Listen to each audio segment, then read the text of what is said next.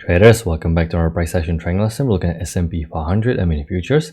And today's session opened with a small consolidation, although the consolidation is not as confirmed. We spike down, spike up. This uptrend needs to get new high following the trend line. Well, we also had nice one leg down, the two leg up pullback, fell breakout out of this consolidation. Great context to go long, but we cannot go long above this bearish bar. Breaking new high was tested. And you have massive spike below EMA combined with the consolidating structure.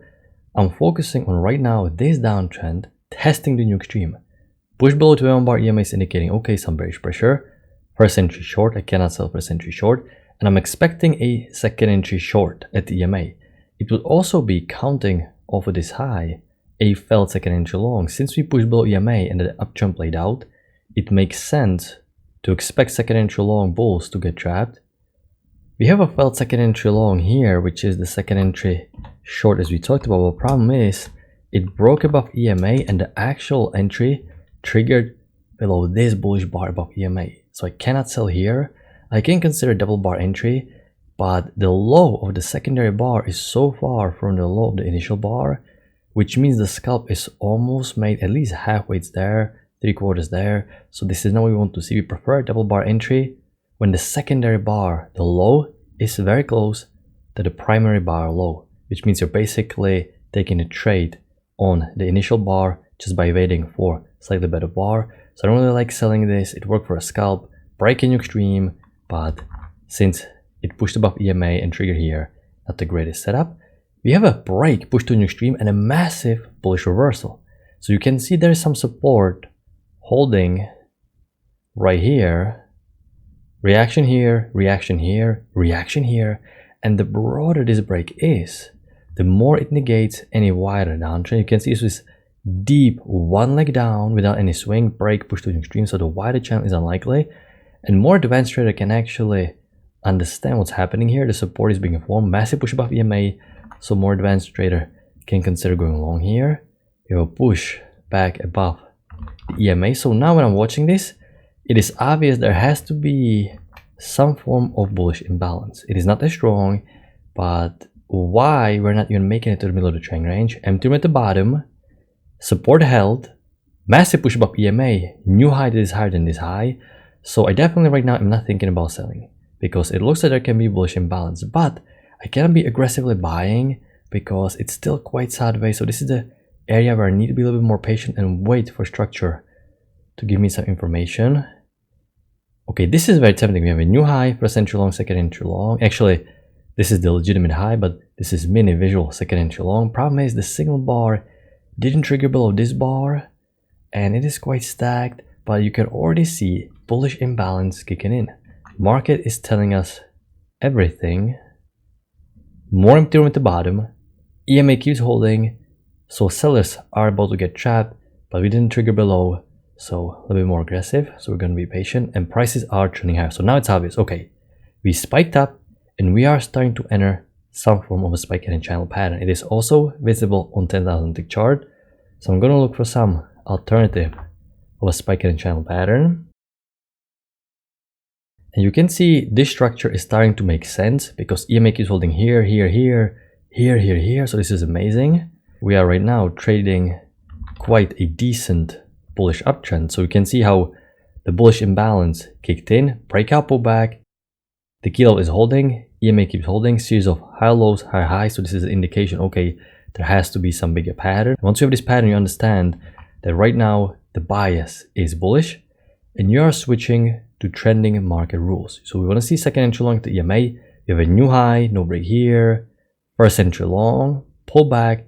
There's going to be second entry long, there's going to be a break above this bar, there's a break, and this is a great second entry long at the EMA. Second entry long, uptrend is in play, and market keeps working higher. I'm still thinking about second entry long, nothing is changing. This is very well structured uptrend, push phase, correction phase, push phase, correction phase. Can I get a second entry long? Yes, I have some ugly second entry long, but so far from the EMA I can't take. You know, let me see, new low, first entry short, pullback, pullback. So this right here is a failed second entry short, which in uptrend can be considered because the sellers are going to get trapped. So we're not only counting for second entry long of the highs, we're also counting every single time there's a new low made for failed second entry short, because the sellers are going to get trapped. So these are two setups we use while we are trading a bullish market. The second entry long is always the safest setup. That's your initial default thinking, but you can also consider failed second entry short if it forms great. But it's an inside bar, so good context, but sketchy bar and inside bar. It's a shame because it created a nice push higher. We keep working higher. Okay, I'm expecting some correction, and you can see how strong of a push phase this is. In fact, you can see how overextended this is. Our spike in the channel has massive overshoot, and I was also playing a little bit different channel watching this live, but it's important to take into consideration that our initial spike in the channel has massive overshoot. If I'm going to draw this channel, as you can see, it fits, it's still in play, but I still cannot deny how overextended this massive push phase is. You can tell by looking at the 10,000 tick chart as well, but you can see how consistent the price action was here. A lot of push phases, a lot of correction phases, everything is consistent, and suddenly you can't even pull back to the EMA. Massive overextended push phase, which means market has to go back into equilibrium, and there can be stronger correction phase in the opposite direction. So I'm definitely going to follow the short-term trend, break, push to a new extreme, downtrend played out. Of course, I cannot go long below EMA, not even close to the key entry point. We have a high low here, but it's still below EMA. We're going quite sideways, and now we have a failed second entry short. We prefer the failed second entry short to be part of one move. You can see how we're going sideways, sideways, sideways, sideways. It doesn't look that great for the bulls, but it's a decent setup to consider. You're off the key entry point. Yes, we had overextended push phase, which means there can be stronger pullback. The market needs to release the pressure, but trading is about taking a chance is a decent setup to consider. Failed second entry short, a little bit too broad, but mainly the overextended push phase is really the problem, because we can have stronger pressure in the opposite direction, is what end up being a losing trade. So now, because market is correcting strongly, I need to see push above EMA and a failed second entry short. We're pushing too far for failed second entry short. Remember, the reason why I'm thinking about buying, because I want to see new high for this uptrend. So I want to see second entry long now, micro double top, new high. Okay, micro uptrend played out with the break and new high, which is not good because you prefer to have some clean confirmed short-term channel combined with the main channel needing new high. If I'm going to draw this one, this is way too broad, so let's see what's going to happen. There is no setup here. Of course, I cannot take second entry long above this bearish bar. Market is breaking lower, and this is such a broad break new extreme. In hindsight, we can redraw this downtrend, having a broad break, push to new extreme. The broader this is, the more it negates any wider downtrend. Even though you have some highs here, this is going to trap sellers. Why is it going to trap sellers? Because I'm going to zoom back. This is uptrend, and we need to get new high. We need to get new high. One leg down, break, second leg down. So I still want to see failed second entry short above EMA. Okay, you have failed second entry short here, but we are below EMA, so I can't really take it, even though it ended up working. Back below EMA, so no good structure for me to really jump on longs. I need to wait for the push above EMA. Okay, when I was watching this live, I was drawing some wider uptrend like this. Why am I drawing wider uptrend, even though it's looking quite sideways? Why am I not playing trend range like this here? And why am I drawing this uptrend? Well, number one, you can see there's only one bounce. Empty room here, but for the most part, the main channel needs to get new high. So I'm not too worried about short entries. I want to see nice high probability setup. You have a second entry long, but I cannot take inside bar. This is not good, especially since it is too sideways and this channel is quite broad. Okay, you can see this is not strong push. This looks like a one leg up break, second leg up. So the structure of this trend matters. This is not clean steep uptrend.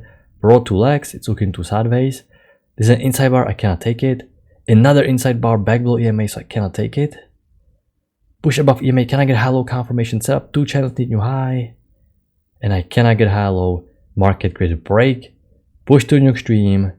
Uptrend played out. Traders are taking profits. And market is about to close and reverse. So this is the overall structure for today. If I'm going to really zoom back, we can see clean uptrend, broad two legs down, push to a new extreme, and after new high is made, market is about to reverse or enter consolidation.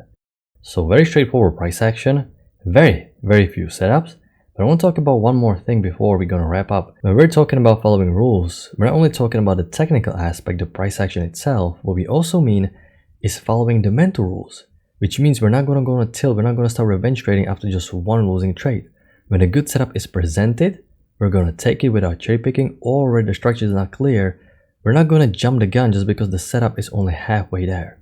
What we also mean is following rules when it comes to trade management and account management as well. Because what I noticed that is happening quite often, when beginner traders first go live, they're trading position size that is too big, that they have so much pressure on them to perform well, that it will put them out of that carefree state of mind, out of that zone that you need to be in to actually perform well. This is why you do so well on the simulator, because you're perceiving the price action in its purest form. There are no emotions in the game and you're just hitting all the rules. You're drawing the channels correctly. You're executing exactly as you should. There are no emotions. You're just flowing with the market. You have a lot of winning trades. Everything makes sense.